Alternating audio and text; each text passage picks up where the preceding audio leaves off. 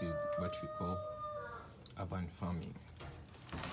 You use the limited land you have or space you have to rear. These are local birds.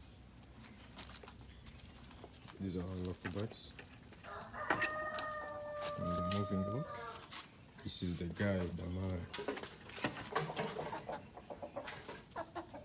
Then after, when they get out, we do the cleaning so that we prevent, also that we avoid diseases caused by placentation. So we do the cleaning and they move out. This is what they're doing. They're eating. They're confined at night. Then we let them out during day.